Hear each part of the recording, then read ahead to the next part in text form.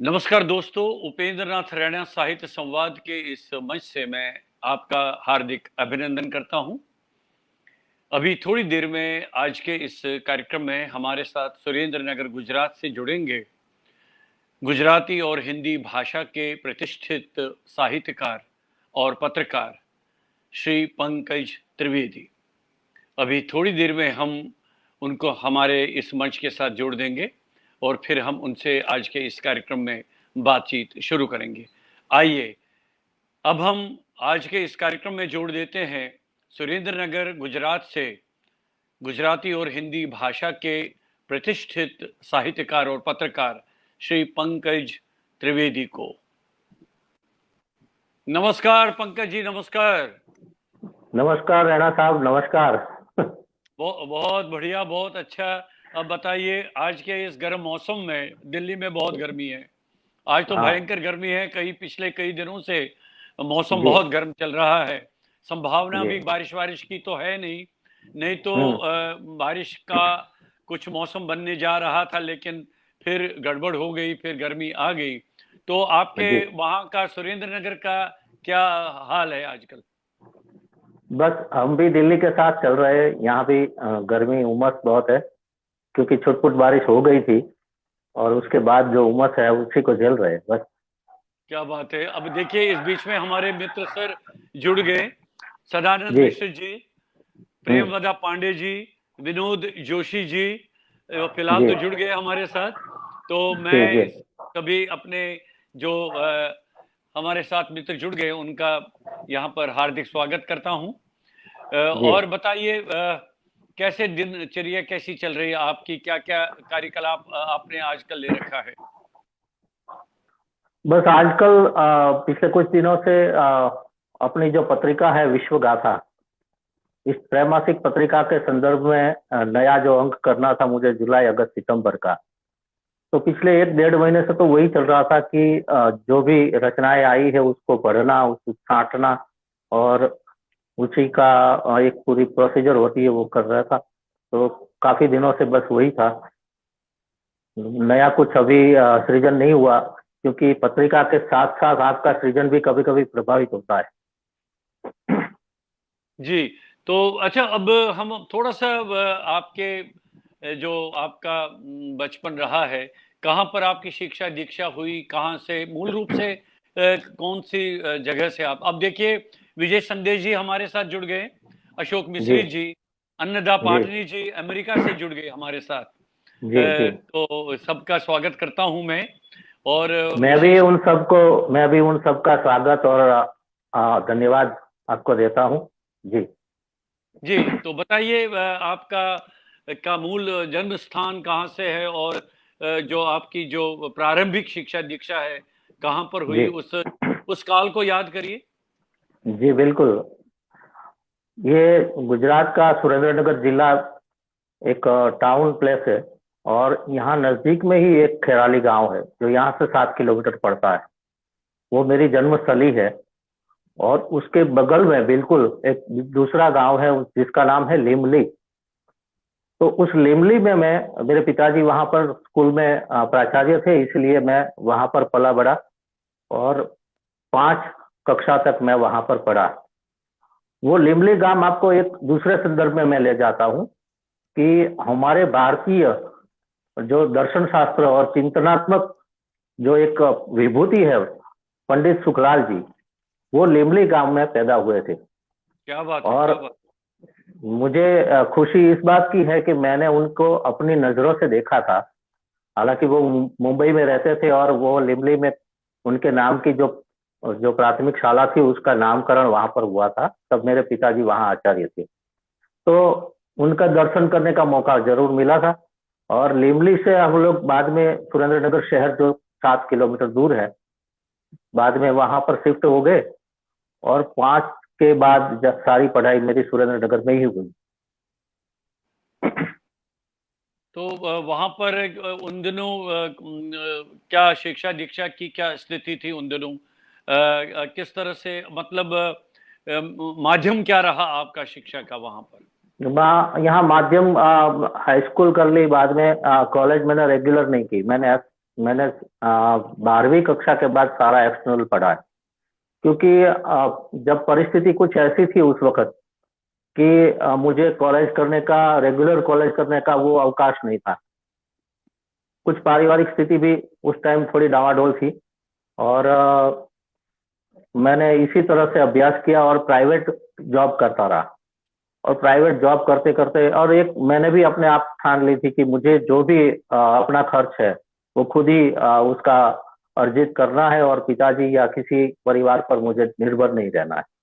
तो वो करते करते मैं 12वीं कक्षा जैसे ही पास हो गया, तो वो समय थोड़ा अलग था। तो उसी वक्त मुझे यहाँ मेरे ही शहर में एक हम्म, बीएड कॉलेज, तो बीएड कॉलेज के जो ट्रस्टी थे उनसे मेरा पहले से परिचय तो था ही था, मगर एक मैंने वो एक अनाथ आश्रम भी चलाते, एक शैक्षणिक संस्था के साथ साथ अनाथ अनाथ आश्रम भी। तो अनाथ जी। आश्रम के संदर्भ में मैंने एक लेख लिखा था, और वो लेख साप्ताहिक हिंदुस्तान में छपा। ये बात कर रहा हूँ मैं 1988 की। तो हम्म। साप्ताहिक हिंदुस्तान में वो मेरा पहला हिंदी लेख था। और उसके बाद जो हमारे जो वहाँ के जो संचालक थे, उनकी पत्नी जो अनाथ बच्चों का काम करती थी, शांताबेन देसाई, और उनके पति नागजीभाई देसाई। तो शांताबेन देसाई को अमेरिका की एक संस्था जो है, वहाँ की सामाजिक कार्यकर सुसान एंथनी, उनके नाम से मेरे उस लेख के आधार पर वो एक पुरस्कार मिला। और उस जमाने में वो 25,000 का पुरस्कार था। जो वाह, क्या बात। अमेरिकन संस्था थी, हाँ, अमेरिकन संस्था थी, उनकी एक ऑफिस, उनकी एक ब्रांच यहाँ पुणे में थी। तो पुणे से वो लोग खुद यहाँ पर आए और ये शांताबेन देसाई का सम्मान किया। और 25,000 रुपया उस जमाने में बहुत बड़ी रकम थी। तो मेरे पहले हिंदी लेख के साथ ये एक घटना जुड़ी हुई है। और इसी संदर्भ में वो जो नागजीभाई देसाई है, उन्होंने मुझे एक बार रास्ते में मिले और उन्होंने कहा कि पंकज, तुम्हारी नौकरी का क्या हाल है? मैंने कहा मैं प्राइवेट जॉब कर रहा हूँ। अच्छा। तो उन्होंने कहा कि कल हमारी बीएड कॉलेज की विज्ञापन आने वाला है, तुम अप्लाई कर दो, बाकी सारा अपने आप हो गया। तो फिर आपका क्या मतलब, शिक्षा दीक्षा जो है आपने तो हिंदी और गुजराती दोनों भाषाओं में आपकी शिक्षा दीक्षा रही होगी। हाँ, जी। और मैंने बाद में बीए किया गुजराती हिंदी विषय के साथ, मगर वो एक्सटर्नल सारा। और उसके बाद में मेरी जो मैं बीएड कॉलेज में ऐसे क्लर्क था, तो क्लर्क की नौकरी करते करते मैंने सोचा कि मैं बीएड कर लूं और किसी हाई स्कूल में मैं शिक्षक बन जाऊं। तो मैं नौकरी के दौरान मैंने छुट्टियां ले ली और मैं बीएड करने चला गया। वो 1 साल मैंने रेगुलर अभ्यास किया। और बीएड करने के बाद फिर परिस्थिति कुछ अलग हुई, तो मैं शिक्षक तो नहीं बन पाया, मगर बीएड कॉलेज की जो मेरी नौकरी थी क्लर्क की, वो सलामत रही। और उसको भी मैंने 3 साल पहले वीआरएस लेकर मैंने छोड़ दी, क्योंकि उस दौरान मैंने ये पत्रिका विश्वगाथा शुरू कर दी थी। और विश्वगाथा के संदर्भ में मुझे शुरू में ऐसा अंदेशा भी था कि मैं गुजराती भाषी और हिंदी पत्रिका कर रहा हूँ, और हिंदी बेल्ट में मुझे क्या रिस्पांस मिलेगा, वो मतलब एक आशंका जरूर थी। तो मैंने ये सोचा था कि मैं 5 वर्ष तक इसको चलाऊंगा। मगर धीरे धीरे पत्रिका का कार्य बढ़ता गया, लोग जुड़ते गए, और 5 वर्ष के बदले आज 9वां साल चल रहा है। तो ये सारे हिंदी भाषी और जितने भी नहीं, हमारे पाठक है। विषय पर हम आगे विस्तार से बात करेंगे, जी जी। लेकिन ये साहित्य की तरफ कैसे आपकी रुचि हुई, और क्या लिखने का जो साहित्य की तरफ लिखने का कैसे आपने फिर प्रयास किया? कहाँ जी। से, क्या कविता, गद्य या पद्य से शुरुआत हुई? कैसे क्या हम्म। आपको प्रेरणा प्रेरणा स्रोत क्या है, कहाँ से मिला आपको? सर, इसमें प्रेरणा तो मेरे ही परिवार से थी, क्योंकि मेरे पिताजी भले ही गांव में शिक्षक थे, प्राचार्य थे, मगर वो तब भी कविताएं लिखते थे। हालांकि वो बहुत बड़े कवि नहीं है, मगर गुजराती के कवि तो जरूर रहे। कुछ पत्रिकाओं में उन्होंने काफी सालों तक लिखा। तो पिताजी का एक हमें ये माहौल ऐसा घर का था। दूसरा ये था कि उस जमाने में रेडियो था, तो रेडियो पर वो सुबह में लिख लेते थे कि कौन सा कार्यक्रम, साहित्यिक कार्यक्रम कब आएगा। क्या बात है। और जब कार्यक्रम आता उसका समय पर वो रेडियो चालू करते, और मैं और मेरे बड़े भाई साहब, हम लोग सब लोग साथ में रेडियो सुनते थे। तो उसमें गुजराती कवियों की कविताएं वगैरह आता था। और पिताजी के लिखने के कारण मुझसे जो बड़े भाई है, जिसका नाम है अर्षद त्रिवेदी, तो पिताजी लिखकर टेबल पर जब कविता रखते थे, तो उनके कहीं इधर उधर जाने के बाद वो कविता भाई और मैं दोनों चुपके चुपके पढ़ लेते थे। अच्छा। तो वो जो कविता, हाँ, कविता पढ़ना। और दूसरा, पिताजी को एक आदत थी कि वो जो भी गीत लिखते या कविता लिखते तो मेरी माँ को जरूर सुनाते थे। क्या बात है। तो हाँ, तो वो माता जी भले ही रसोई में कार्य करती हो या कोई और काम कर रही हो, मगर पिताजी घर में इधर उधर घूमते फिरते वो कविता सुनाई देते थे। तो उसका एक लय जो है, वो लय हमारे मन में चल रहा था। तो बचपन से हमने सुना। और दूसरा ये कि मैं पता नहीं, फिर भी घर में दो कवि है, मगर कविता मेरे पास गुजराती में नहीं आई, मगर मैं गद्य लेखन में गया। और एक उम्र थी कि जब बच्चे थे तो खेलने का शौक होता है, क्रिकेट का एक दौर शुरू हुआ था, थोड़ा ज्यादा प्रचलित हुआ था, रेडियो पर कमेंट्री सुनते थे, तो मुझे लगता था कि मुझे क्रिकेटर बनना है।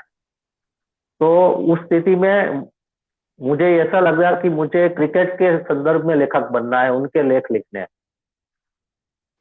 मगर वो थोड़े से लेख करने के बाद मुझे लगा कि मेरा इसमें काम नहीं।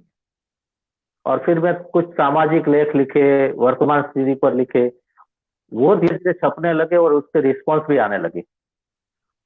तो बाद में धीरे धीरे मुझे समझ में आया कि मुझे क्रिकेट का लेख लिखने की जरूरत नहीं है, मुझे जो है लिखना है वो साहित्य है। और तो पाठकों की प्रतिक्रिया। पिताजी का कोई कोई कोई रचना याद है आपको, कोई गीत है, चाहे गुजराती में हो, तो अगर याद है तो थोड़ा बहुत सुनाइए, अच्छा लगेगा। नहीं, वो मुझे बिल्कुल याद नहीं है, सच बताऊं जी तो जी। काफी साल हो गए तो तो। अच्छा, आपने आपने फिर खुद कैसे, मतलब गुजराती से शुरू किया या हिंदी से, क्या मतलब, मुझे लग रहा है स्वाभाविक है हिंदी गुजराती से ही शुरू किया होगा आपने। हाँ, मेरा लेखन फिर गुजराती से ही शुरू हुआ। और शुरू में जैसे कहानी, लेख, लघु कथाएं, इस तरह से मैं लिखता गया और अलग अलग पत्र पत्रिकाओं में छपती गई। फिर मुझे एक ऐसा प्रस्ताव आया मेरे पास कि मुझे किसी अखबार के लिए स्तंभ लिखना है, और वो भी करंट अफेयर पर। तो वो मैंने शुरू किया, और उससे मेरा नाम थोड़ा सा बढ़ गया धीरे धीरे। हमारा जो इलाका है उसको सौराष्ट्र रीजन कहते हैं। तो जी जी। सौराष्ट्र में जय हिंद नाम का एक अखबार था। तो उस जय हिंद अखबार में मेरी कॉलम शुरू हुई। उसके बाद धीरे धीरे दूसरे तीसरे अखबारों में, ऐसे मैं अलग अलग अखबारों में काम करता गया। और कॉलम के साथ साथ कहानियां भी लिखता गया, और दूसरी विधाओं में भी गया। तो लेखन मेरा इस तरह से अपने आप चला। क्योंकि उसके बाद तो ऐसा हुआ कि मेरे बड़े भाई साहब, जो खुद गुजराती के माने हुए कवि हैं, तो वो अपनी पढ़ाई के लिए यहाँ से अहमदाबाद चले गए। तो उनका जो उसके साथ रहने का वो मौका मुझे फिर तुरंत नहीं मिला, कि जिस दौर में मुझे अपने आप को प्रस्थापित करने का समय था। तो भाई अपने हिसाब से स्ट्रगल कर रहे थे अहमदाबाद में, पढ़ाई के साथ साथ उन्होंने भी गुजराती साहित्य परिषद जो है उसके अंदर उन्होंने जो साहित्य कोश का काम था उसमें उनको शुरू में नौकरी मिल गई। तो पढ़ाई और नौकरी दोनों साथ में चलती थी। तो भाई वहां पर स्ट्रगल कर रहे थे, मैं यहाँ पर कर रहा था, मगर लेखन कार्य चल रहा था। और ये जो साप्ताहिक हिंदुस्तान में मेरा पहला जब लेख आया हिंदी में, तो मेरे पिताजी को बहुत बड़ा आश्चर्य भी हुआ था, क्योंकि मैंने उनसे छुपाकर वो लेख भेजा था। और उस जमाने में मुझे 400 रुपये का चेक आया था पत्रिका के साथ। क्या बात तो है, उन दिनों की बात है, 400 रुपए। हाँ, 88 89 की बात कर रहा हूँ मैं। ओह, जी तो जी जी। 400 रुपया, मतलब मैं तो चेक हाथ में लेके नाच रहा था। और मेरा कोई बैंक अकाउंट नहीं था। तो पिताजी को बोला कि 50 रुपया दीजिए। और तभी उनको पता चला कि मेरा लेख छपा है। तो उनको लगा, पहले तो शुरू में यही कहते थे कि पढ़ाई में ध्यान दो, ये सब छोड़ो। मगर जब उनको लगा कि नहीं, ये कुछ कर रहा है, तो तब से वो मुझे प्रोत्साहन देने लगे, और फिर मैं जब भी लिखता तो वो चुपचाप आकर देखकर चले जाते। पंकज जी, अक्सर ये देखा गया है कि बहुत सारे लोग जी। अ, जो साहित्य में रुचि लेते हैं, लिखने लगते हैं, तो वो अधिकांश हमने देखा है कि कविताओं से शुरू करते हैं। तो आपकी जी। क्या स्थिति रही? क्या आपके आपके बारे में क्या रहा? नहीं, मुझे तो लगता है ठीक है, मैं कविता शायद शुरू में हुई होगी, मगर वो कविता कविता नहीं होती। वो कुछ तुकबंदी जैसा कुछ हुआ होगा, वो ठीक से मुझे याद भी नहीं है। जी जी तो जी। मुझे मुझे तो गद्य साहित्य से ही शुरुआत हुई है, ऐसा मैं मुझे लग रहा है, क्योंकि जो भी कविताएं शायद मैंने लिखी है वो तो वही कागज में ही रह गई थी। तो पहली पुस्तक आपकी फिर गुजराती में आई? हाँ, पहली मेरी गुजराती में ही आई, और वो एक चरित्र निबंध, जो व्यक्ति विशेष चरित्र निबंध होते हैं, उस टाइप की किताब थी। आज्ञा, आज्ञा शब्द गुजराती है, उसका हिंदी अर्थ होता है जी जुगनू। जी। तो ऐसे बहुत सारे चरित्रों को मैंने उस किताब में संजोया और उसका प्रकाशन हुआ था। और इस प्रकार से मेरी पहली किताब आई थी। और लेखन, फोटोग्राफी, प्रवास आदि में मुझे रुचि ज्यादा है, तो घूमता फिरता रहता था उस टाइम। जी। तो फिर हिंदी में कब से लिखना शुरू किया? आपको आपको लगा कि अब आप हिंदी में भी लिख सकते हैं, और एक मतलब जो एक अच्छे साहित्यकार के जो गुण होने चाहिए, क्योंकि क्योंकि गुजराती के लिए हिंदी में लिखना ज़्यादा कठिन नहीं है, क्योंकि हाँ। बहुत सामीप्य है। जैसे जी। मराठी है, गुजराती हम्म। है, इस तरह से ज़्यादा परेशानी वहाँ नहीं होती है।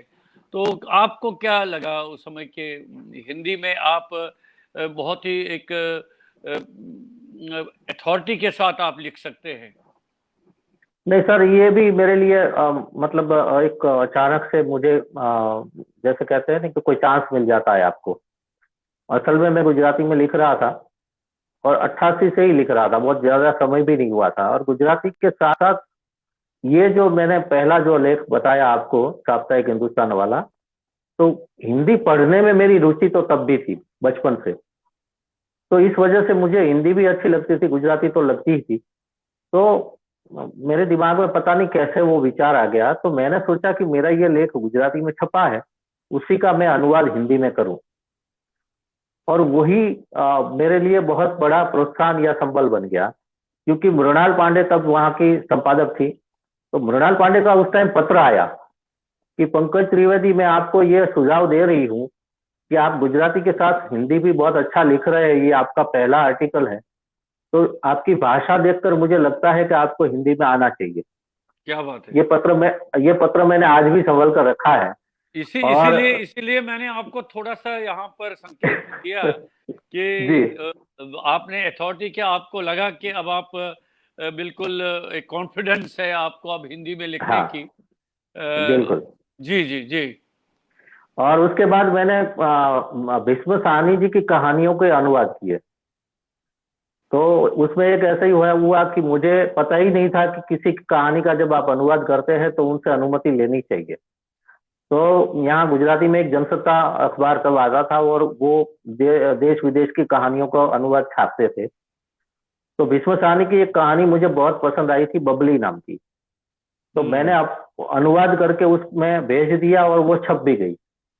उस दौरान किसी एक साहित्यकार ने मुझे कहा कि तुम्हें उनकी अनुमति लेनी चाहिए। फिर मैंने कहीं से एड्रेस ढूंढा, एक पत्र लिखा भीष्म साहनी को। मैंने लिखा कि मुझसे बहुत बड़ी गलती हो गई है, और मैंने आपकी कहानी अच्छी लगने के कारण गुजराती में अनुवाद किया, और वहां पर छप गई। और अच्छा। हाँ, और उसकी फोटोकॉपी करके साथ में पत्र, ये सब मैंने पोस्ट कर दिया। और मन में ये डर था कि कहीं बिना अनुमति के लिए कहानी के कारण कोई बड़ा प्रॉब्लम ना हो जाए। मगर आप मानेंगे शायद कि भीष्म जी का बहुत ही अच्छा पत्र आया, उनके बहुत ही बड़े आशीर्वाद मिले मुझे। और उन्होंने यहाँ तक लिख दिया कि पंकज, तुमने बहुत बड़ा काम किया, ये तुम्हारी गलती को मैं स्वीकार कर लेता हूँ, माफ भी करता हूँ। और हाँ, और मेरी कोई भी रचना तुम गुजराती में अनुवाद करने की तुम्हें अनुमति है। और उस टाइम हम पोस्ट कार्ड लिखते थे। तो मेरा और विश्व जी के बीच में वो पत्राचार हमेशा रहा कि हम पोस्ट कार्ड एक दूसरे को लिखते, तो एक सप्ताह इनका आता, एक सप्ताह मेरा जाता। तो ये आदान प्रदान हमेशा रहा, और अनुवाद के दौरान हमारी चर्चाएं भी काफी कुछ हुई। नहीं, वास्तव में ये है ना पंकज जी, कौन साहित्यकार नहीं चाहेगा कि जी जिस मूल भाषा में वो स्वयं लिखते हैं जी उनके साहित्य का दूसरी भाषाओं में अनुवाद हो। तो बिल्कुल। क्योंकि उस क्षेत्र में, उन भाषाओं में वो जी भी पढ़े जाएं, उनको भी जाना जाएगा उस रूप में। और जी और विशेष कुछ और अनुवाद का काम आपने किया है जो हिंदी जी। से गुजराती में विशेषकर किया होगा आपने? हम्म। हिंदी से गुजराती में भी किया, और बाद में तो गुजराती से हिंदी में भी किया। तो वो आदान प्रदान के कारण मेरी हिंदी में थोड़ा सा जिसे कहते हैं ना कि थोड़ा सा निखार आया बस। और धीरे धीरे मैं हिंदी और गुजराती दोनों मतलब साथ में काम करता रहा। जी। तो फिर कविताएं लिखनी कब से शुरू किया आपने फिर? हाँ, वो कविता गुजराती साहित्य में लिखते वक्त कभी भी नहीं आई, ऐसा मैंने अनुभव किया। मगर हिंदी साहित्य में आने के बाद मैंने जब लिखना शुरू किया तो पहली कविता ही आई थी। और मुझे तब आश्चर्य जरूर हुआ था कि मैं गुजराती में कविता नहीं लिख पाया, मगर हिंदी में कविता अपने आप आ रही है। हालांकि मेरी कविता, और आप समझ सकते हैं कि गुजराती होने के कारण हिंदी शब्दों का इतना बड़ा समृद्ध भंडार मेरे पास नहीं था, और आज भी है, ऐसा कोई दावा नहीं है। इसीलिए सरल भाषा में, हिंदी में, और मुझे जो भी धीरे धीरे आता गया मैं लिखता गया। शुरू में वर्तनी की भी गलतियां रहती थी, आज भी हो सकता है कि होगी, मगर मेरी बात यह है कि कविता और कविता का जो भाव है, उसकी जो प्रेजेंटेशन है, वो धीरे धीरे सराहने लगे लोग जब। और मुझे लगा कि नहीं, ये कविता वास्तव में बन रही है।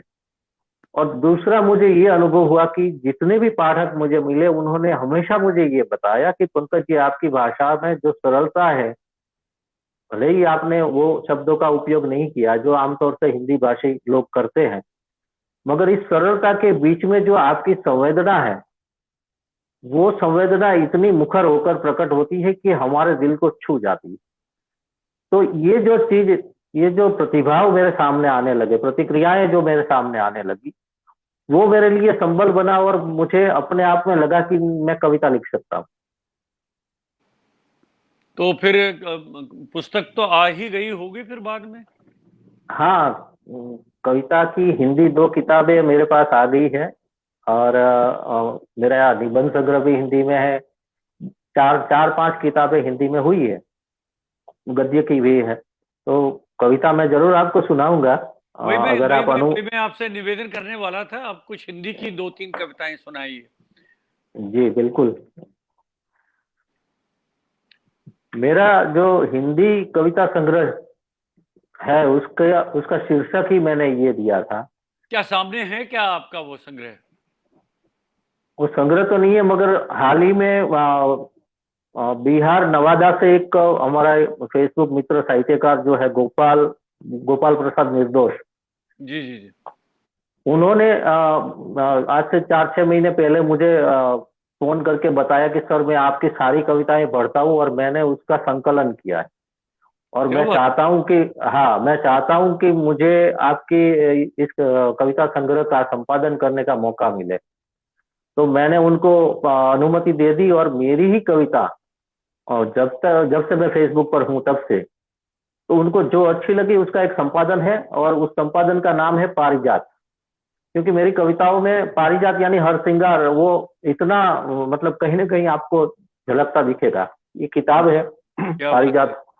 क्या हाँ बात है! बहुत सुंदर, बहुत सुंदर। वाह हाँ, वाह तो वाह! ये गोपाल, ये कब प्रकाशित हुई है, किस सन में? ये पिछले साल ही हुई। जी जी जी। ये 2021 में ही हुई। जी जी जी तो जी। हाँ, मगर जो पहला हिंदी कविता संग्रह जो आया मेरा, उसका शीर्षक मैंने दिया था, हाँ तुम जरूर आओगी। क्या मेरी बात! कविता में हाँ, मेरी कविताओं में प्रेम प्रणय बहुत निखर कर आता है, उभर कर आता है। तो और एक उम्र होती है कि जब आप किसी से प्यार करते हैं, पाना न पाना वो अलग चीज होती है। और मुग्धावस्था होती है, जब छोटी उम्र होती है तो प्यार तो हो ही जाता है। ये मगर बहुत अच्छी बात कही आपने। जी जी। नहीं, ये सच है। और जो व्यक्ति किसी को प्यार कर ही नहीं सके तो वो इंसान जिंदा कैसे होगा? तो क्या बात। होता है कभी कभी। मेरे ही बड़े भाई साहब, वो खुद गुजराती के कवि है, तो वो हाल ही में कुछ समय पहले उनका एक कार्यक्रम अहमदाबाद में हुआ था, जिसमें उनको भी अपने साहित्यिक यात्रा या अनुभव की बात उन्होंने साफ साफ शब्दों में उस टाइम कहा था कि मुझे अपनी जो शिक्षिका टीचर थी उनसे प्यार हो गया था। अब तब उनकी उम्र थी 7-8 साल की, 10 साल की।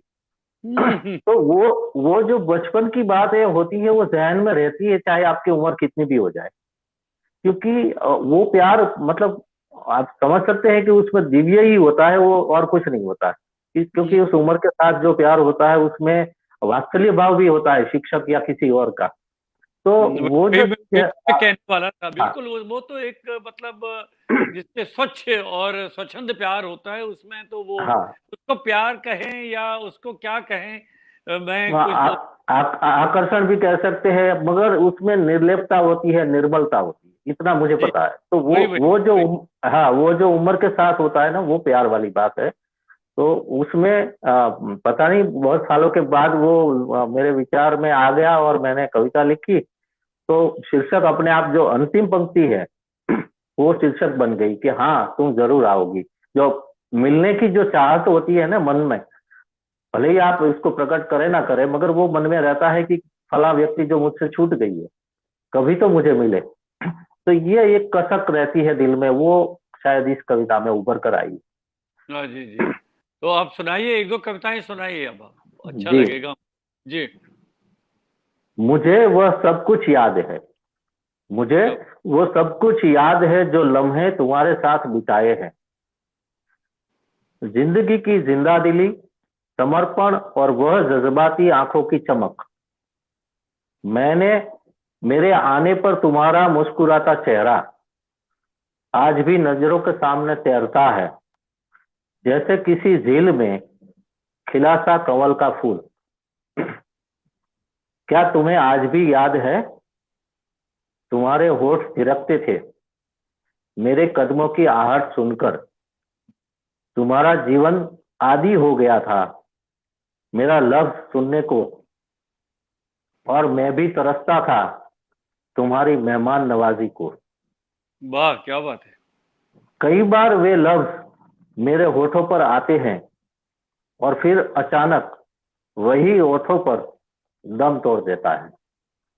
क्या बात है, क्या बात है। बहुत बढ़िया, बहुत अच्छा है। मतलब ये देखिए इसमें एक हाँ, आपने उसी जैसे कहा कविता। ना, हाँ, उसी। निर्मलता होती है, वो पवित्रता हाँ, होती है, वो मतलब ये उस समय के भाव जो है। ये कविता आगे भी बढ़ा रहा हूं मैं। जी जी जी। मैं जानता हूं तुम्हारा कोई दोष नहीं है। तुम तो जेल में रहकर उस कंवल की तरह होती हुई भी अपने आप को संभाल नहीं पाई, क्योंकि जेल में पानी होता है, मछलियां होती है और सीवर भी। तुम शायद उसी सीवर की शिकार हो गई हो। हो हम्म। सकता है, हो सकता है आज तुम्हारा पांव फिसल चुका हो। एक दिन तुम्हें कोई न कोई हाथ पकड़कर जरूर उठाएगा, या फिर उसी सीवर की चिपचिपाहट से उब जाओगी तुम और उस बंधन को तोड़कर बाहर निकलने का प्रयास करोगी। हिम्मत से, नेकी से, जज्बात से तुम्हें कोई नहीं रोक पाएगा, क्योंकि वह तुम्हारा खुद का प्रयत्न होगा, तुम्हारी अपनी समझ होगी और तुम्हारे भीतर पड़ी वह खुददारी जो लोग अपने आप सोचते हैं भला बुरा भांप लेते हैं और अपने उसूलों से जीने की तमन्ना रखते हैं, वह निर्बंध होकर जीवन को पा सकते हैं। मैं तुम्हारे अंदर इंसानियत की वह लौ देखना चाहता हूँ, जो अपने आप को समझे, संभाले और दूसरों को भी उजाला दिखाए। मैं जानता हूँ मेरे अरमानों की झोली में तुम्हारी ओर से तोहफा जरूर मिलेगा, मगर कब? यह प्रश्न सीमा स्तंभ जरूर है, मुझे इंतजार करना पड़ेगा। मुझे मालूम है, न समय तय है न तिथि, बस एक उम्मीद बांध बैठा हूं जो दूर दूर तक दिए की तरह टिमटिमाती हुई नजर आती है मुझे। मैं उसी उम्मीद पर अब भी कायम हूं।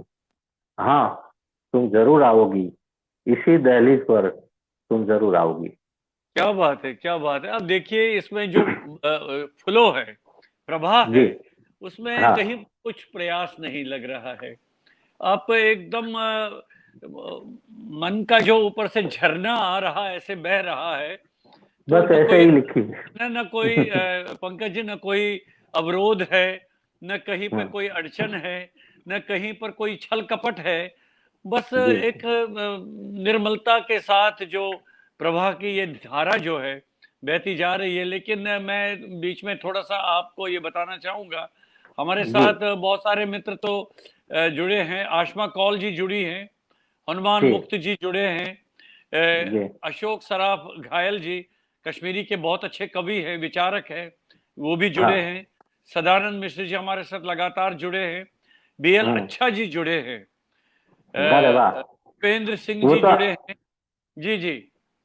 अच्छा जी तो किसी निजी कोई कार्यक्रम में व्यस्त थे, फिर भी वो हमारे साथ आए हैं। और जितने भी साहित्यकार मित्र और बहुत सारे मुझे मैसेज भी आए थे। अभी मुझे वो एक्चुअली मैं टेक्निकली मुझे बहुत समझ नहीं आता, तो मैं वो कमेंट्स नहीं देख रहा हूँ, और ना ही तो मुझे अब ये लिखने का वो समझ में आएगा। नहीं बाद नहीं, में मैं अभी सभी अभी का। अभी बाद में मैं निवेदन करूंगा, बाद में जब कार्यक्रम के बाद आप कमेंट्स हाँ। देखेंगे, आप उनको जरूर हाँ। रिएक्ट करिए, उस पर दीजिए। अच्छा जरूर। सुनिए, जरूर अभी करूँगा। अभी अभी ओबेद नियाजी साहब, ये हमारे आकाशवाणी के मित्र हाँ। हैं, ये भी जुड़ जी। गए हैं। रश्मि बजाज जी, हिंदी कविता जी। में हाँ। बहुत बड़ा नाम है, अच्छा नाम है। बिल्कुल। और जी। जी। ऋतु माथुर जी भी जुड़ी हैं, विभा रश्मि जी भी लगातार जुड़ी हुई हैं। तो हम्म। मैं उनका बहुत आभार व्यक्त करता हूं, वो समय हम्म। निकाल कर हमारे साथ जुड़े हैं और आपकी ये जी। रोचक बातें सुन रहे हैं, ये स्नेह भरी और प्रेम भरी बातें सुन रहे हैं। बहुत अच्छा। तो गुजराती में भी तो ऐसे लिखा होगा आपने? मतलब गुजराती में कविताएं नहीं लिखी, मगर कहानियां लिखी मैंने। और अच्छा। कहानियां, और हाँ, कहानियां, संस्मरण, चरित्र निबंध मैंने लिखे बहुत सारे। और उपन्यास भी लिखा, एक लघु उपन्यास। और उसी को मैंने बाद में हिंदी में किया था। जी तो जी जी। इस तरह से अलग अलग विधाओं में मैं काम करता रहा। मगर मुझे जहां तक लगता है कि मैं गुजराती के साथ साथ जब हिंदी में आया, तो हिंदी का जो एक विशाल उसका क्षेत्र है, उस हिसाब से मुझे हिंदी में भी वो सारी विधाओं का मैंने काम किया। और उस पर मैं धीरे धीरे आगे बढ़ता रहा। क्या बात है। तो अपनी अपनी कविताओं का, जो आपने हिंदी में कविताएं लिखी हैं, जिस तरह से मैं देख, हाँ। जो आपका विषय रहा है, तो जी। गुजराती में उनका अनुवाद किया होगा आपने जरूर? नहीं नहीं, अभी तक तो मैं खुद अपनी कविता का अनुवाद करना नहीं चाहता था। नहीं, क्या और कारण क्या है गुजराती। उसका? मतलब एक लेखक नहीं, के रूप में आपकी क्या ऑब्जर्वेशन है, क्यों नहीं करना चाहिए? करना चाहिए जरूर, मगर मुझे खुद को कभी वो मन से ऐसा उत्साह अंदर से आना चाहिए कि मैं ही अपनी कविता का गुजराती में अनुवाद करूं। नहीं नहीं, वो अभी तक मेरे। पंकज जी, आप गुजराती भाषा जानते हैं, आप गुजरात के हैं, और साथ में बहुत बड़ी बात है आप हिंदी में भी लिखते हैं। तो मुझे नहीं लग रहा आपको कोई अड़चन आनी चाहिए, कोई दिक्कत आनी चाहिए। नहीं, अड़चन की बात नहीं है, मगर कभी कभी क्या होता है कि जब से मैं हिंदी में सक्रियता मेरी बढ़ गई है, सच बताऊं तो कभी कभी विचार भी हिंदी में ही आते हैं, गुजराती में नहीं आते। ये क्या क्या गुजराती मेरी थोड़ी। कारण, कुछ हाँ वो। कारण? हाँ वो। गुजरात कारण कुछ नहीं, हिंदी में निरंतर ये रचनाएं पत्रिका के कारण पढ़नी पड़ती है। हिंदी किताबों को ज्यादा पढ़ना और सुनना, लिखना। और गुजराती में लिखना अभी मेरा बहुत ही कम हो गया है। कभी कभी कोई खास निमंत्रण आ जाए और पुराने संबंधों को मद्देनजर मैं लिख लेता हूँ, अलग चीज है। मगर अब गुजराती में लिखना लगभग बंद हो गया है। तो ये एक बात जरूर है। और मैं चाहता हूँ कि हो सकता है कि कोई गुजराती के कवि मेरी कविताओं का जब उनको ऐसा लगेगा कि मुझे गुजराती अनुवाद करना है, तो करने देना। वो अलग बात है, मगर मुझे खुद को अभी ये मन में नहीं आया है कि मैं अपनी कविताओं का गुजराती का अनुवाद करूं। जिस दिन आएगा तो तुरंत कर लूंगा ये भी। मगर मैं कभी भी जबरदस्ती अपने आप पर भी नहीं करता, किसी और पर तो सवाल ही नहीं है, मगर अपने आप पर भी मैं जबरदस्ती नहीं करता। नहीं, लेकिन जब और भी मेरा कोई, जैसे गुजराती में हिंदी, हिंदी में गुजराती, तो और किसी साहित्य का तो अनुवाद जरूर किया है आपने? हाँ, दूसरों का मैंने जरूर किया है, मगर मैंने अपनी रचनाओं का ज्यादातर ये नहीं किया है, तो क्योंकि कभी कौन सी ऐसी पुस्तक है गुजराती में जो आपने हाँ, हिंदी में जिनको किया है? एक लघु उपन्यास था मेरा, अगनपथ नाम का। तो वो अगनपथ एक सत्य घटना पर आधारित, हालांकि जब उपन्यास बनता है तो उसमें बहुत कुछ अपनी चीजें भी नहीं आती है, कुछ कल्पनाएं भी आती है, मगर एक पुट जो है उनका है, वो बिंदु है, वो एक सत्य घटना पर आधारित था। कि जिसमें ये था कि हमारे गांव में मेरे पिताजी के एक मित्र रहे थे, और वो उनके परिवार के कलह के कारण वो उन्होंने संन्यास ले लिया था।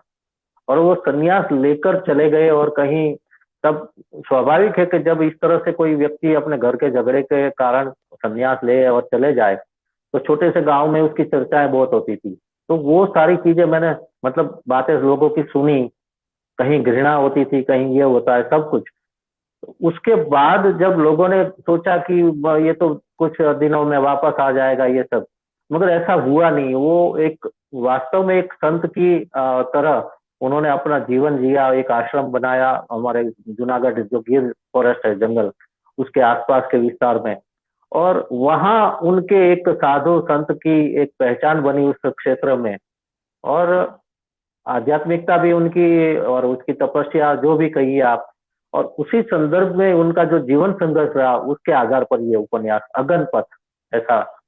और बाद में उनकी पत्नी का जिस तरह से निधन हुआ हॉस्पिटल में, एक बुरी बीमारी के कारण, तब उनके बच्चे भी उनके साथ नहीं थे, पति पहले छोड़ कर गए थे, ये सब।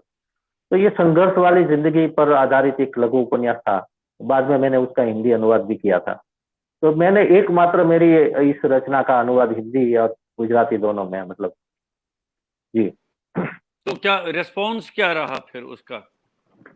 रिस्पॉन्स अच्छा रहा यहाँ गुजराती में, खास करके। हिंदी में तो इतना नहीं था, क्योंकि वो शुरू में शुरू के दौर में, लगभग 88-89 के आसपास, तब मैं हिंदी में मुझे इतने लोग जानते भी नहीं थे, और ये सोशल मीडिया भी नहीं था।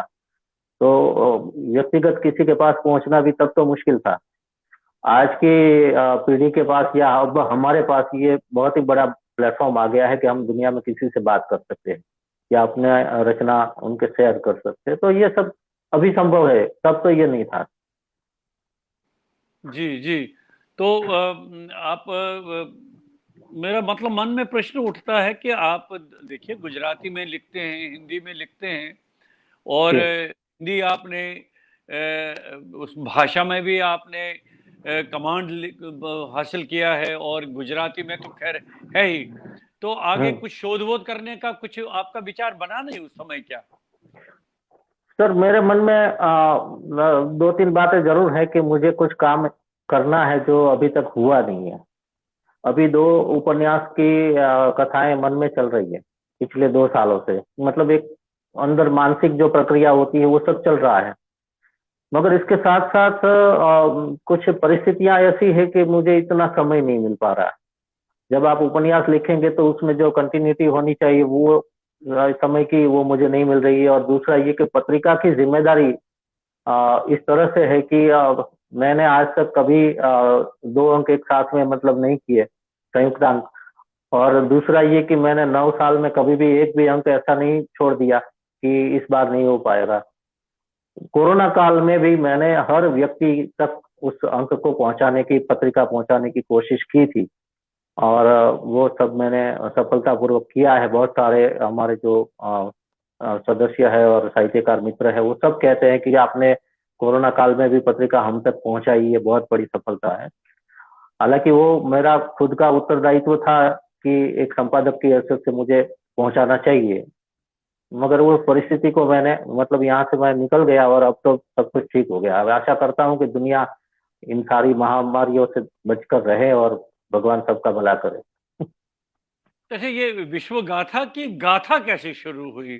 ये क्या कुछ जुनून था क्या आपको पत्रिका निकाल? देखिए ना, जैसा कि मैंने अनुभव किया है, देखा है कि बहुत सारी पत्रिकाएं बहुत सारे लोग शुरू करते हैं, बाद में उसको सस्टेन नहीं कर पाते हैं, आगे वो कंटिन्यू नहीं कर पाती है पत्रिकाएं। कुछ पत्रिकाएं तो बीच में ही मर जाती हैं, रह जाती हैं। बहुत मर के, बहुत खींच के लोग पत्रिका निकालते हैं। पहले 100 पेज, उसके बाद 80 पेज आ जाता है, उसके बाद 50 तक पहुंच जाते हैं। एक दिन पता चला कि अब बस उसका नाम ही रह गया। तो आपने जो मैंने देखा है, ऑब्जर्व किया है, एक तो आपकी विश्व गाथा पत्रिका का जो स्तर है बहुत अच्छा है, प्रिंटिंग के हिसाब से, क्वालिटी के हिसाब से, और कंटेंट जो उसका है, जो उसमें प्रकाशित होता है, उसमें भी आपने कोई कंप्रोमाइज नहीं किया है जो मैंने देखा है। तो उसकी देखिए, एक उसकी देखिए रोचकता। पत्रिका। जी जी, बताइए बताइए। हाँ, विश्वगाथा की एक अलग रोचक कहानी है। उसमें मेरे भाई को मुझे जोड़ना पड़ेगा। मेरे बड़े भाई साहब अरशद त्रिवेदी, जो गुजराती के साहित्यकार कवि है, वो पहले गुजराती साहित्य परिषद में काम किया, उसके बाद वो गुजरात साहित्य अकादमी में सचिव बने। तो सचिव के साथ साथ उनको गुजराती की अकादमी की जो एक पत्रिका थी, शब्द सृष्टि, उसका संपादन करने का मौका मिला। और काफी सालों तक वो सब चला, क्योंकि नौकरी भी थी और उसके साथ साथ वो पत्रिका भी चलानी थी। और साहित्य अकादमी के प्लेटफॉर्म पर ये काम करना चुनौती तो जरूर थी, मगर उन्होंने अपने हिसाब से जितना भी अच्छा हो सके वो किया। उसके बारे में मैं ज्यादा नहीं कहूंगा, मगर उनके भाई होने के कारण उनकी जो संपादन की शक्ति, उनकी जो नजरिया, उनकी विविधता, उन्होंने जिस तरह से अपने संपादन को धीरे धीरे एक ऊंचाई पर ले जाने की कोशिश की, और उसमें लोगों की प्रतिक्रिया, ये सब जो आते थे, जब अच्छा कोई विशेषांक बनता था, प्रतिक्रियाएं आती थी, वो सब मेरे नजरों से मतलब गुजरता था। हम लोग, और आपको ताज्जुब होगा कि हम दोनों भाइयों में कभी ये चर्चा नहीं हुई कि वो संपादन कैसे करते। मैं सिर्फ ऑब्जर्व करता रहा हमेशा। हम दोनों भाइयों में कभी कोई संवाद नहीं हुआ कि भाई आप कैसे काम करते हैं अकादमी में, और आपने इस पत्रिका को कैसे आगे बढ़ाया, आपको क्या संघर्ष मिला। ये सारी चीजें मैंने मात्र देखी, ऑब्जर्व किया। और दूसरे लोगों से, और हम हमारे परिवार में एक बहुत अच्छी बात ये रही कि कोई भी बड़े पद पर हमारे परिवार का सदस्य हो, तो हम कभी उनके नाम से, पहचान से हम आगे बढ़ते नहीं। मैंने कभी क्या? कहीं पर, हाँ, कभी कहीं पर मैंने नहीं कहा कि ये अकादमी के सचिव जो है मेरे बड़े भाई है। हालांकि मेरे शहर के लोग जरूर जानते थे, क्योंकि छोटे शहर में तो सब लोग एक दूसरे को जानते हैं, कुछ लोग अपने आप जानते हैं, वो अलग चीज है। मगर हम लोग, मैं ये कहूँ कि मेरे भाई साहब यहाँ पर है, ये मुझे मंजूर नहीं था, और हमारे परिवार में ये संस्कार भी नहीं है। और दूसरा ये कि जब तक भाई अकादमी में रहे उस पद पर, तो एक गुजराती साहित्यकार होने के नाते मुझे अकादमी की जो योजनाएं है उसका लाभ मिलना चाहिए। चाहे मान लीजिए वो पुरस्कार की बात हो, या पहले किताब के लिए वो जो उनकी राशि मिलती है, उसके लिए भी मैं आवेदन कर सकता था।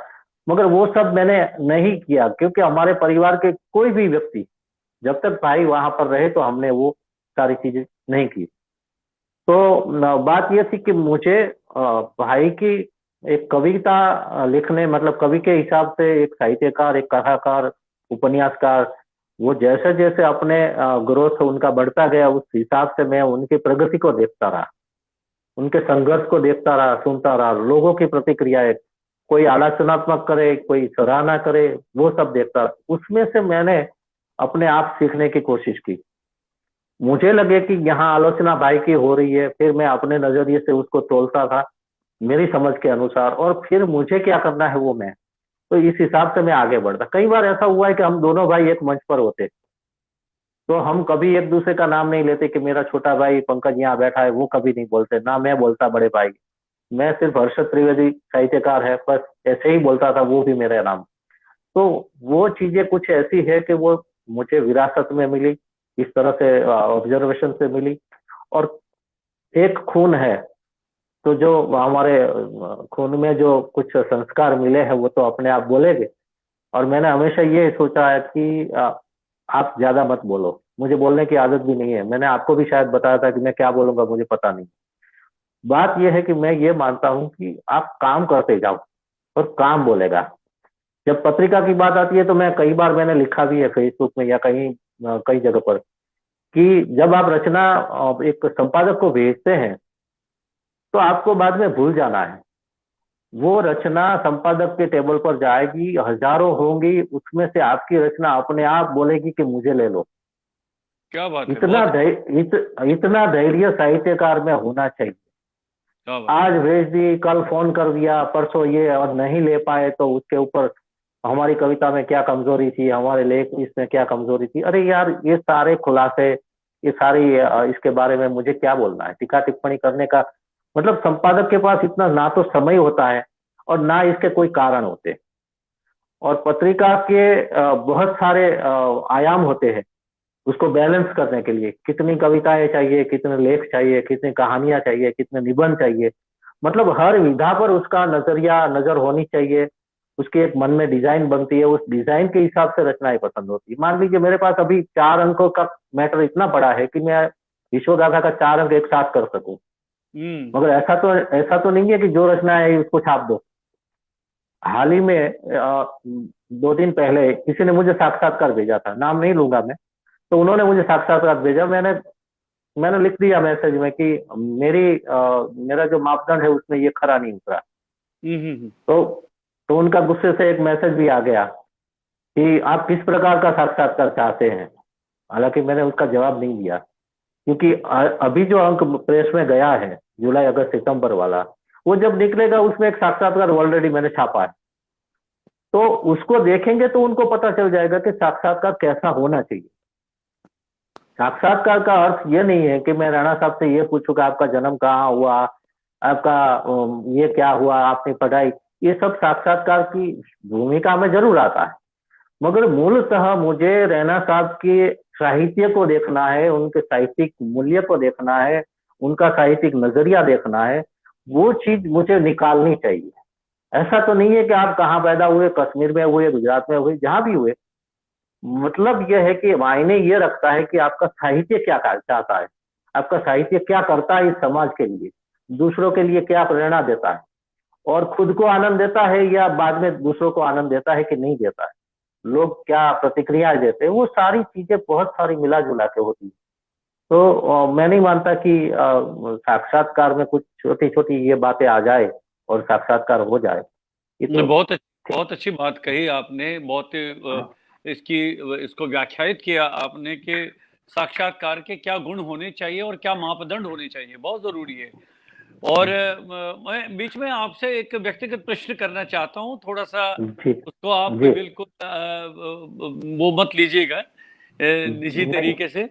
जब आप तो पत्रकारिता में, लेखन में और अपने कार्यों में इतना व्यस्त रहते हैं, तो परिवार से कितना सहयोग मिलता है आपको? देखिए ना, इतना टाइम कंज्यूमिंग है ये काम, और आपको लगातार मुझे लग रहा है कि 24 घंटों में से लगभग आपको 15 घंटे तो इस काम में देने ही पड़ते होंगे। तो जी जी परिवार की बिल्कुल। तरफ से देखिए, परिवार में भी कई काम होते हैं, कई परेशानियां होती, कई समस्याएं होती हैं, कई काम होते हैं ऐसे जिनके साथ आपको जुड़ना जरूरी होता है व्यक्तिगत रूप से।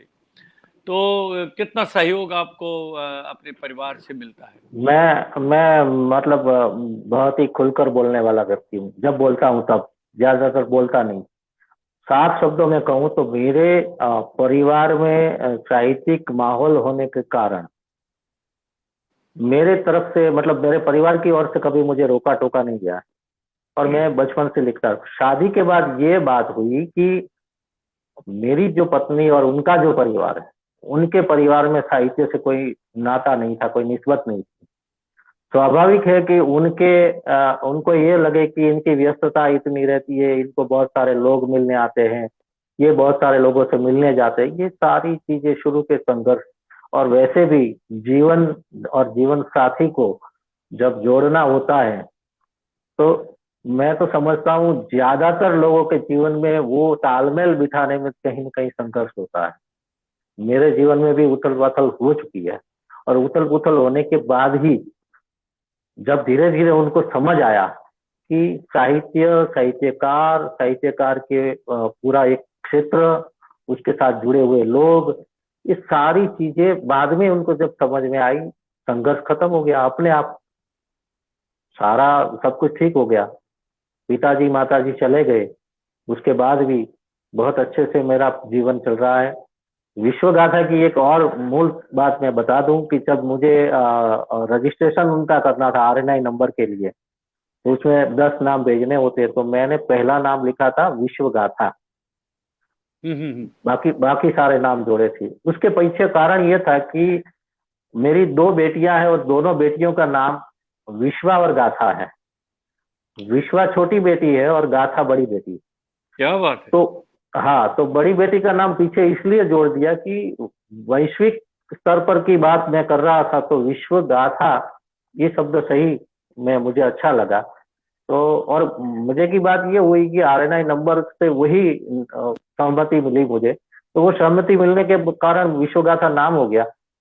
और उसका अर्थ तो आप जानते हैं मुझे क्या कहना, मगर मुझे ये लगता है कि मैं रहूं ना रहूं, मेरी बेटियों के नाम तो जरूर रहेगा।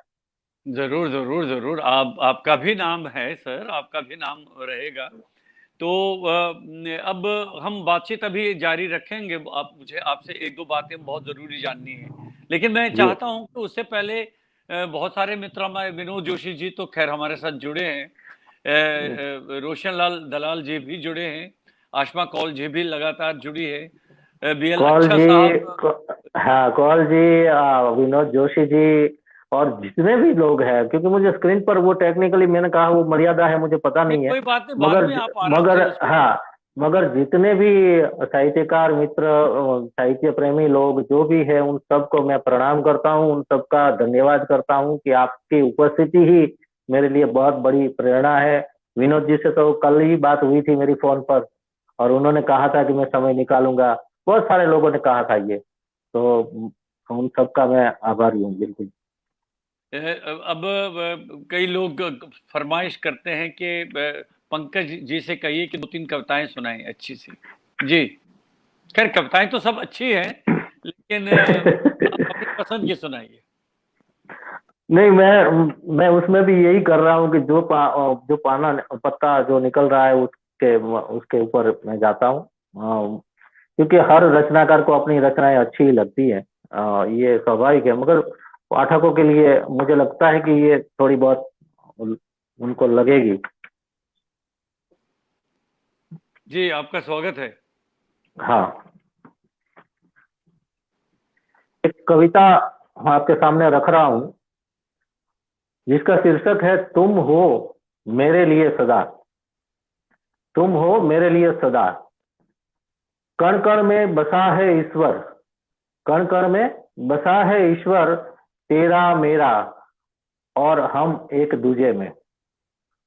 तुम कहोगी वो कैसे, तुम कहोगी वो कैसे, मेरे होने से ज्यादा मेरे न होने की पीड़ा तुम्हें बहुत दर्द देती है। मेरे बोलने से ज्यादा मेरे न बोलने से गुमसुम हो जाती हो तुम। ईश्वर की कोरी कल्पना और मेरा होने का सत्य, ईश्वर की कोरी कल्पना और मेरा होने का सत्य, वो नहीं होकर भी है आसपास, और मैं होकर भी नहीं हूं आसपास। सच तो तुम ही जानो, मगर तुम हो मेरे लिए किसी ईश्वर से कम नहीं हो तुम, क्योंकि ईश्वर को न देखा मैंने, वो कोरी कल्पना है मात्र, मगर तुम हो मेरे लिए सदा। क्या बात है, तो क्या बात। कई बार ये होता है कि हम हमारे जो प्रिय पात्र होते हैं उसमें ही हम ईश्वर को, क्योंकि ईश्वर का साक्षात्कार हुआ तो नहीं है, मगर इसी दो जिसको आप अच्छे से चाहते हैं, प्यार से चाहते हैं, हो सकता है उसी में आपको आपका भगवान मिल जाए।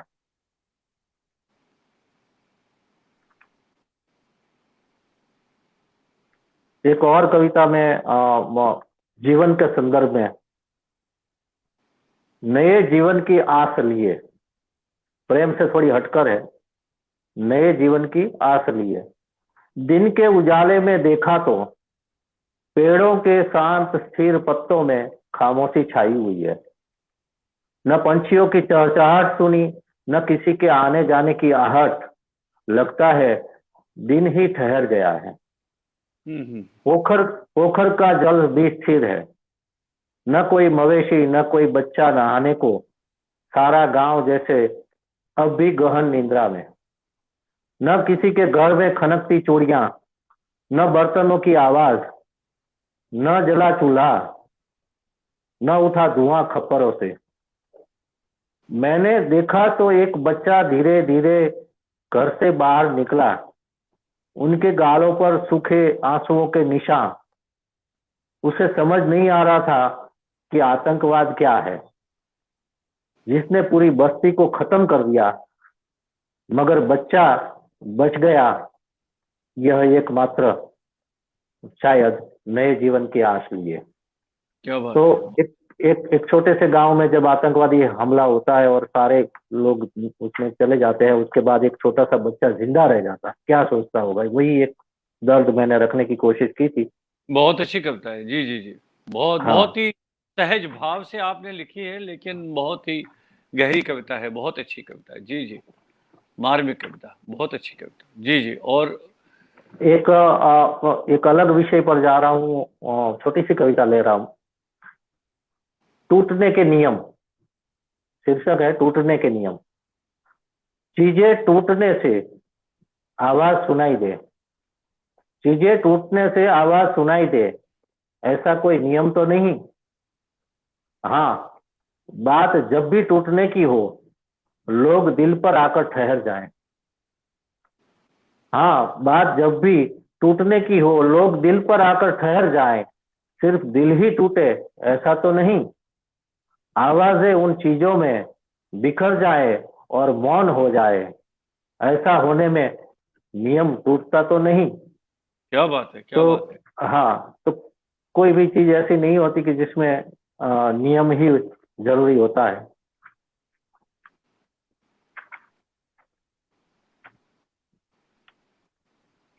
जी।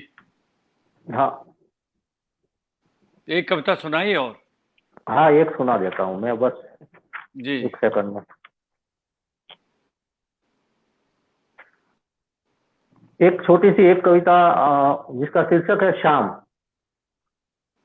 शाम गंभीर सी मेरे अंदर बाहर, शाम गंभीर सी मेरे अंदर बाहर। शाम होते ही चूड़ियां खनकती, कभी अंदर कभी बाहर। क्या बात है। शाम मुस्कुराती, आज उदास थी, मेरे अंदर बाहर। शाम बनकर वो आती कभी कभी, मेरे अंदर बाहर। शाम अकेलापन महसूस करती है, तुम्हारे अंदर बाहर। अरे वाह, क्या बात है, क्या बात है, क्या बात है। वाह वाह वाह। अच्छे, अब ये बताइए जी। कि आप गुजराती जानते हैं, आप हिंदी जानते हैं। जी। गुजराती में जो हिंदी लिखा जाता है, तो उसका तो आपने कुछ रचनाओं का जो गुजरात में जो हिंदी के अच्छे साहित्यकार हैं, उनका हम्म। गुजराती कुछ अनुवाद कारी आपने किया होगा। नहीं, गुजरात में हिंदी साहित्यकार तो बहुत सारे हैं, जी जी। मगर सच बताऊं तो मैंने जब हिंदी में लिखना शुरू किया, यहाँ तक कि मैंने पत्रिका भी शुरू कर दी थी, उसको भी 4-5 वर्ष हो चुके। सच ऐसा है कि गुजरात से इतनी सारे प्रतिभाव या प्रतिक्रियाएं मुझे नहीं मिली, इतना सहयोग भी शुरू में नहीं मिला। ज्यादातर गुजरात में हिंदी लिखने वाले साहित्यकार हैं, या तो वो दूसरे राज्यों से आकर यहाँ पर बसे हैं, या यहाँ पर जो गुजरात में गुजराती होने के बावजूद वो हिंदी के अध्यापक रहे। ऐसे लोग भी हैं जो हिंदी में लिखते हैं। मगर मेरा निजी अनुभव यह है कि बहुत सारे लोग, उदासीन रहे हो या कुछ भी हो, गुजराती में मेरा नाम प्रचलित होने के बावजूद जब मैं हिंदी में काम करने लगा तो इतने सारे लोग मेरे से जुड़े नहीं। गुजरात से मुझे इतना रिस्पांस कभी नहीं मिला जो मिलना चाहिए था या मेरी अपेक्षा भी थी, वो सब नहीं हुआ। मगर विश्वगाथा जैसे गुजरात के बाहर धीरे धीरे अपना व्याप उसका बढ़ता गया, और ये सोशल मीडिया का जो है प्लेटफॉर्म, उसके ऊपर उसकी प्रतिक्रियाएं जब मैं रखता और जो लोग लिखते, उसके कारण जो गुजरात के लोग, गुजराती लोग हैं, वो धीरे धीरे वो देखते गए, पढ़ते गए, और उनको बाद में समझ आया कि पंकज त्रिवेदी क्या कर रहा है। और अभी भी मैं अहमदाबाद तो बहुत बड़ा शहर है, वहां पर बहुत सारे हिंदी भाषी लेखक हैं। उनमें से बहुत सारे लेखकों से मैं कभी ना तो मिला हूँ, ना उनसे कभी संवाद हुआ है। कुछ एक जो मेरे बहुत निजी मित्र हैं, हाँ, उसमें 8-10 लोग जरूर हैं। मगर गुजरात में हिंदी मतलब अंतर्राष्ट्रीय एक फेस्टिवल भी होता है, जिसमें हिंदी और दूसरी भाषाओं के साहित्यकारों को भी बुलाया जाता है। तो वो फेस्टिवल से भी मुझे कभी निमंत्रण नहीं आया, और मुझे इसलिए उसमें दुख की या सुख की स्थिति नहीं है, क्योंकि मैं निष्पृह हूँ इन सारी चीजों से। निष्पृह इसलिए हूँ कि मुझे बहुत पहले ही ये समझ आ चुकी थी कि जब आपका नाम बनता है, आपको प्रसिद्धि प्रसिद्धि मिलती है, उसको उसका कैसे कैसे उसका उसका सामना करना है। कहीं निराशा मिलती है तो उसमें आपको कैसे बेहतर रहना है, अच्छे से रहना है। क्या बात है, बहुत मतलब अच्छी बात। जी। उतना लगाव से उस चीज में नहीं जाना है कि जहां से हमको दुख मिले, और इतना कुछ मिल जाए तो उसका इतना बड़ा सुख भी नहीं दिखाना है दुनिया को, क्योंकि वो एक पल का रहता है। मैं आपको एक सिंपल सी एक उदाहरण दूं कि मान लीजिए मुझे एक कोई बड़ा पुरस्कार मिला है आज की तारीख में, तो उसका उत्साह, उसका उसके साथ जुड़े हुए लोगों का जो आपको समर्थन मिलता है, वो कितने दिन रहेगा?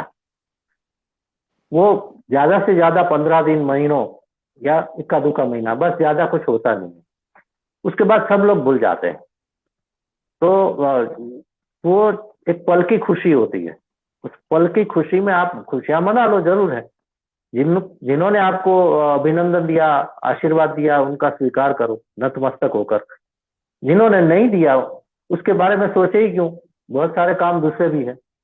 तो ये सारी चीजें मुझे छूती नहीं है कि कौन मुझे बुला रहा है, कौन नहीं बुला रहा है, कौन मेरी काम का उसके ध्यान से देखता है या सराहना करता है, नहीं करता, कोई फर्क नहीं पड़ता है। मुझे खुद को ये पता होना चाहिए कि मैं जो कर रहा हूँ वो सही है या गलत। क्या बात है, बहुत अच्छी बात कही आपने, और बहुत वो आपको किसी और का सर्टिफिकेट की जरूरत नहीं है। आपकी आत्मा खुद बोलेगी कि आप जो काम कर रहे हैं उसकी संतुष्टि ही अलग होती है। आप एक अच्छी सी कविता लिख लो, लिखने के बाद, कल ही मैं बात कर रहा था एक मित्र से कि जो अभी अंक गया इसमें, तो संपादकीय मुझे लिखना था। 4-5 दिनों से दिमाग में एक विचार प्रक्रिया जरूर चल रही थी। तो अब मैं मित्र से बात कर रहा था, मैंने कहा यार 4-5 दिन से वो चल रहा था, मगर जब लिखा मैंने तो वो 5-7 मिनट में पूरा लेख लिख लिया। तो वो प्रोसेस होती है, वो मानसिक पहले से चलती रहती है। मगर जब आप लिखने बैठते हैं तो पता नहीं चलता कि वो कितनी देर में लिख जाती है। तो ये सारी इतनी स्वाभाविक और साहजिक प्रक्रिया है कि उसको साहजिकता से ही लेना चाहिए। ये भी मन में नहीं आना चाहिए कि मुझे ये लिखना है, वो करना है। वो कई बार ये सोचकर आप जब बैठते हैं कि मुझे इस विषय पर लिखना है, तो वो विषय दूर रह जाता है, किसी और विषय पर आप चले जाते हैं। नहीं, नहीं लिख तो पाते आप, बहुत बहुत मतलब हाँ, स्वाभाविक तरीके से नहीं आ पाती है वो बात, हाँ, बिल्कुल तो वो सही बात। आता नहीं है। मगर जो अचेतन मन में कुछ चीजें जो पहले से पड़ी हुई है, तो हो सकता है कि जो विचार आपने सोचा है उसी संदर्भ में दूसरी कोई बात आ जाती है जो आपने सोची ही नहीं थी, मगर वो अपने आप आ जाती है। तो वो लिखने की प्रक्रिया आपके हाथ में नहीं है, वो ईश्वर के पूरे आशीर्वाद है, तभी आप लेखक या साहित्यकार बन सकते हैं। हमारा इसमें कोई वजूद नहीं है, क्योंकि एक बहुत ही बड़ी बात है कि इस दुनिया में कोई शब्द ऐसा नहीं है जो आपका मौलिक है। वो शब्द कहीं ना कहीं किसी ने बोला है, कहीं ना कहीं किसी जगह पर लिखा गया है, कहीं सोचा गया है। वही शब्द घूमते फिरते इस ब्रह्मांड से आप तक पहुंचता है और आपके मस्तिष्क में आता है, आप विचार में या लेखन में आता है। तो अपना कुछ है ही नहीं, तो क्यों इसके बारे में ज्यादा सोचना है? लिख क्या लिया, बात, आप निमित्त। बहुत अच्छी आप बात कही निमित्त, आपने। हाँ। वाह रे बाबा, तो क्या बात, ये क्या बात है, बहुत निमित्त मात्र बनने की बात है, और कुछ नहीं। बहुत अच्छी बात कही आपने पंकज जी, बहुत बढ़िया, बहुत अच्छा। मतलब दार्शनिकता तो है ही इस बात में, लेकिन व्यावहारिकता भी है, साथ में व्यावहारिकता भी है। यानी व्यक्ति को इतना व्यावहारिक बनना चाहिए कि ये चीजें दिमाग पर बोझ तो लेनी ही नहीं चाहिए कि दूसरा मुझे कितना बुलाता है या कितना नहीं बुलाता है। बस अपने बिल्कुल। आप को कहिए कि आप अपने आप को कितना अपने भीतर और बाहर बुलाते हैं, सबसे बड़ी बात वही होती है। बहुत अच्छी बात कही आपने। आत्म जी, संतुष्टि से बड़ा साहित्य का कोई प्रदान है ही नहीं। बहुत आत्म अच्छी। संतुष्टि मिलेगी, और जब आपकी आत्मा उसको स्वीकार करेगी तो दुनिया का कोई आदमी ऐसा नहीं होगा जो संवेदनशील होगा और आपकी रचनाओं तक नहीं पहुंचेगा। उसमें क्लिष्ट भाषा का उपयोग करने का वो भी जरूरी नहीं है। आप सीधी सरल भाषा में लिखोगे, उसमें संवेदना लिखोगे, उसमें दर्द लिखोगे, किसी और की बात लिखोगे, वो सारी प्रक्रिया जो है उसी को आप उसी आपके भाव में बहकर लिखोगे तो सामने वाले के दिल को जरूर छुएगा। और जैसे हम नाटक में कहते हैं नहीं कि जब आप अभिनय करते हैं तो पर काया प्रवेश करते हैं, उस पात्र के अंदर आप अंदर चले जाते हैं, उस पात्र को हम्म। जीने लगते हैं, तभी हम्म। आपका अभिनय लोगों के मानसिक उसके ऊपर असर करता है। तो साहित्यकार भी पर काया प्रवेश करता है। किसी घटना को देखने के बाद वो जब कहानी लिखता है तो वो खुद क्या लिखेगा, वो घटना प्रेरणा बनती है और ईश्वर लिखाता है। वाह वाह वाह, बहुत अच्छी बात कही आपने। तो अच्छा, एक और बात आपसे जानना चाहूंगा। अब समय के अब इस पर समापन की ओर हम आ रहे हैं इस कार्यक्रम में। जी जी। जो गुजरात से इतर है, यानी गुजरात के बाहर के जो हिंदी साहित्यकार है, हम्म गुजराती बहुत अच्छा जानते हैं, गुजरात से हैं, क्या आपको हम्म। गुजराती और हिंदी के बीच में एक सेतु का काम करना चाहिए अनुवाद के माध्यम से? बिल्कुल करना चाहिए। और मैं आपको बीच में बता दूं, कनाडा में जो स्थित है, बहुत सारी मतलब उपलब्धियां लेकर जानी मानी कहानीकार, उपन्यासकार हंसादीप। ये हंसादीप जो है वो उनका एक कहानी संग्रह, सॉरी, उनका एक उपन्यास, वो उपन्यास का मैंने गुजराती अनुवाद किया। और वो उपन्यास के बारे में भी एक रोचक बात है कि जब उनका उपन्यास मेरे पास अनुवाद के लिए आया था तो मैंने रखा, तो मेरी बेटी गाथा ने मुझे पूछा कि पापा ये किताब आपने देखी? क्योंकि आने के बाद 2 दिन तो वहीं पर पड़ी रही। तो मैंने कहा नहीं बेटा, मैंने अभी देखी नहीं, समय मिलेगा तो जरूर पढ़ूंगा। तो उन्होंने सरसरी नजर पहले डाली थी। बाद में मुझे पता चला कि वो किताब, वो स्कूल में टीचर है, तो वो किताब अपने थैले में लेके जाती थी। पता नहीं कब पूरी पढ़ ली। और पूरी पढ़ने के बाद उन्होंने 2-4 दिन के बाद मुझे बताया कि पापा इसका क्या करना है। तो मैंने कहा कि किसी अनुवादक को देना है, तो ढूंढ रहा हूँ किसी का नाम, अगर कोई मिल जाए तो इसका अनुवाद। तो उन्होंने मुझे इतना ही कहा कि पापा इसमें 2 बेटियों की कहानी है, इस उपन्यास का अनुवाद आप ही करोगे। और, क्या बात। हाँ, तो बंद मुट्ठी नाम था उस उपन्यास का, बंद मुट्ठी। तो वो मुझे उनकी बात का इतना असर, गहरा असर इसलिए भी पड़ा कि मेरी 2 बेटियां हैं। दूसरा, कभी उन्होंने मुझे आग्रह नहीं किया कि पापा आप लिखो, ये करो, वो करो, कभी नहीं। मगर इस उपन्यास के बारे में गाथा ने मुझे स्पष्ट शब्दों में कहा कि अनुवाद आपको ही करना है। और फिर मैं बड़ी गंभीरता से उस उपन्यास को पढ़ गया। पूरा पढ़ने के बाद मुझे लगा कि मतलब इतनी सारी घटनाएं थी कि जिसमें मैं बहुत ही भावुकता से जुड़ गया। ऐसा लगता था कि वो उपन्यास के साथ साथ मैं भी चल रहा हूँ। और वो उपन्यास जैसे मेरी खुद की कहानी बन गई। और इतने ही चाव से, इतनी ही मेहनत से, इतने ही सतर्कता से मैंने उसका गुजराती में अनुवाद किया। और वो काफी, उसके बारे में सराहना हुई, उसकी समीक्षाएं गुजराती में हुई, बहुत कुछ हुआ। और हमारे एक नाम ले लूं, गुजराती के ज्ञानपीठ पुरस्कार के विजेता जो बहुत अ, हमारे बड़े साहित्यकार गुजराती में, रघुवीर चौधरी, जब जी जी। उन्होंने जब उन्होंने समीक्षा लिखी, तब मुझे लगा कि ठीक है, चलो हमने जो काम किया है कहीं तो सार्थक हो गया। तो क्या ये बात। अपने आप में एक बहुत बड़ा आशीर्वाद मुझे मिल गया था, बस मैं यही मानता हूँ। क्या बात है, बहुत अच्छी बात कही आपने।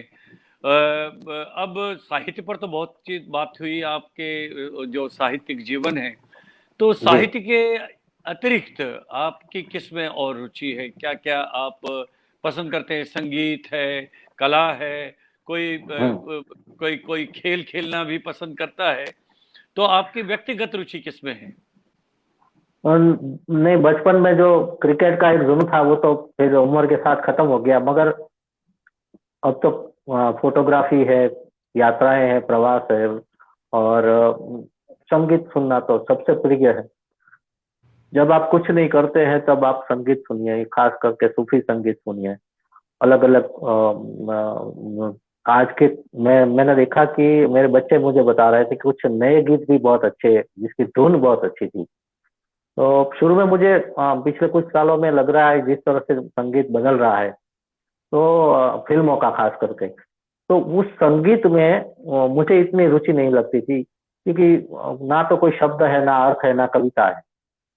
एक जमाना था कि शायद लुधियाना जी से लेकर बहुत सारे शहरयार या कोई भी बहुत सारे साहित्यकार जिनकी कविताएं ही कविता गीत बन जाती थी फिल्मों में, और हम्म। हम पुराने गीतों को गुनगुनाते थे। आज के दौर में वो सब नहीं है। तो मुझे मतलब अच्छा नहीं लगता था, मगर कभी कभी कोई अच्छा गीत आ जाए, कभी कभी कोई अच्छी धुन आ जाए, तो बच्चे मुझे कह देते हैं कि पापा ये गीत जरूर सुनना, और मुझे बहुत सारे नए गीत भी अच्छे लगने लगे। तो कोई बहुत कोई सारे पंकज जी, कोई ऐसा गीत थोड़ा सा गुनगुनाइए ना, जो हमारे मित्र जो जुड़े हुए हैं उनको अच्छा लगेगा। जो भी आपको कोई गीत आपको व्यक्तिगत रूप से पसंद है। मुझे मतलब गा तो नहीं सकता मैं, मगर नहीं मुझे गाइए मत, थोड़ा सा हाँ। रिसाइट करिए, गुनगुनाइए थोड़ा सा। हाँ, तो तीसरी कसम के बहुत अच्छे गाने जो हमें बहुत अच्छे बचपन, शब्द, क्या हाँ, बात है। बचपन से लेकर आज तक। तो हम्म। पान खाए सैया हमारा वो गाना मुझे इसलिए भी बहुत प्यारा था कि मुझे और मेरे बड़े भाई साहब अरशद भाई दोनों को पान खाने का बहुत शौक था बचपन से। और हम दोनों में वैसे उम्र का जरूर फर्क है, मगर कभी कभी हम जब मिलते हैं, मतलब मिलना जब पारिवारिक फंक्शन में या घर पे आते हैं, तो जरूर कहते हैं कि चलो पान खाने जाए। तो पान, एक संदर्भ पान का मैं और जोड़ दूं कि कई बार लोग मुझे पूछते हैं, वो बात मैं अपने आप कह दूं कि मेरा हिंदी में आना इतना कैसे वो, तो मुझे लगता है कहीं ना कहीं दूर तक जो बात जाती है वो ये है कि मेरी माँ का जन्म वाराणसी में हुआ था। पिताजी गुजराती थे, माँ का जन्म वहां पर, और माँ भी वहां इतने साल नहीं रही, वो 7-8 साल ही रही बचपन में। मगर वो जब यहाँ आई शादी करने, तब तो मतलब उनका छोटी उम्र में ही शादी होती थी, तो उनकी शादी के बाद भी, यानी कि हमारे जन्म के समय भी, उसके बाद भी कुछ सालों तक वो गुजराती के साथ हिंदी शब्द बोलती थे। कभी कभी दो बीच में हिंदी भी आ जाए, कभी गुजराती भी हो। तो इस तरह से मुझे लगता है कि हिंदी के साथ मेरा जो जुड़ाव है वो माँ का संस्कार शायद मुझे मिला या उजागर हुआ है। पिताजी का तो गुजराती में था ही। तो वो दोनों भाषाओं को जोड़ने में माँ और पिताजी का बहुत बड़ा, स्वाभाविक है, उनका आशीर्वाद और योगदान रहा है। और पुराने गाने मुझे बहुत ही अच्छे लगते हैं। लेकिन मैं मेरी थोड़ा फरमाइश बिलब तो पूरी की नहीं आपने, जो मैं कह रहा हूँ। वैसे गाने बहुत होते हैं, मगर सही मौके पर याद नहीं आते। तो आनंद फिल्म के गाने, मुझे आनंद फिल्म मैंने बहुत मतलब कई बार देखी, कई बार। तब गाना कहीं तो जी। दूर, कहीं दूर जब दिन ढल जाए, साँझ की दुल्हन बदन चुराए, चुपके से आए। बस। तो गाने गुनगुनाना अच्छा लगता है, मगर वो बाथरूम में।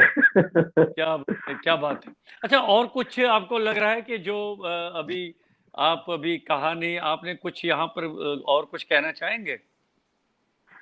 मैं बस इतना ही कहना चाहता हूँ कि असफलता के अब असफलता जब भी मिलती है आपको, या कहीं पर आपको लगता है कि आप जो मेहनत कर रहे हैं उसका परिणाम आपको ठीक से नहीं मिल रहा है, किसी और पर श्रद्धा मत रखिए, अपने आप पर रखिए।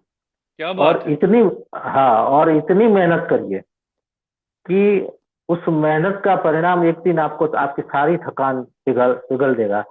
तो आपको कहीं जाने की जरूरत नहीं, अपनी अंतरात्मा की सुनो, ईमानदारी से काम करो, जो भी काम करो उसमें समर्पित हो जाओ।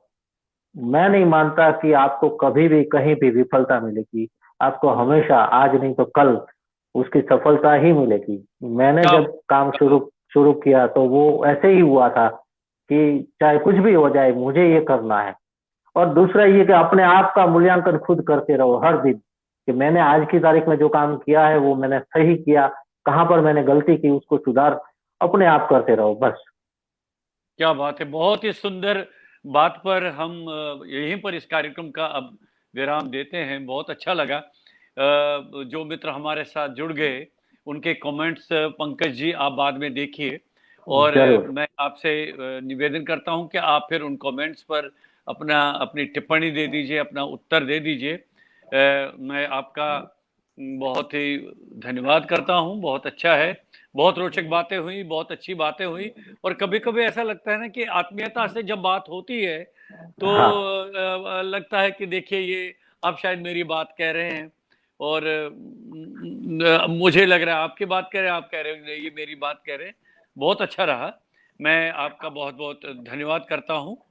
वो आप मैं मेरा मैं मैं भी देश प्रदेश से जो भी उपस्थित हमारे श्रोता है यहाँ पर, जो भी उपस्थित साहित्यकार मित्र है मेरे आदरणीय है, कुछ मेरी उम्र के मित्र है, मतलब जितने भी मित्र देख रहे हैं कहीं भी, उन सबका मैं हृदय से आभार व्यक्त करता हूँ। बाद में मैं कमेंट उसका जवाब जरूर दूंगा। और सबसे बड़ी बात यह है कि इस मंच ने मुझे यहाँ आने का, अपनी बात कहने का जो मौका दिया, तो रैना साहब मैं आपका भी बहुत आभारी हूँ। और सारे लोगों के सामने नतमस्तक हूँ। और आशीर्वाद बनाए रखिए। मैं जो काम कर रहा हूँ हिंदी के लिए, बस आप सबके आशीर्वाद मिले। धन्यवाद। बहुत-बहुत धन्यवाद पंकज जी। नमस्कार। नमस्कार नमस्कार। मित्रों, उपेंद्र नाथ रैना साहित्य संवाद के इस मंच पर रचना धर्मिता में हमारे साथ आज गुजरात से जुड़े थे। गुजराती और हिंदी भाषा के प्रतिष्ठित साहित्यकार और पत्रकार श्री पंकज त्रिवेदी। अब इसी के साथ मुझे आज का ये कार्यक्रम यहीं पर संपन्न करने की अनुमति दीजिए। नमस्कार।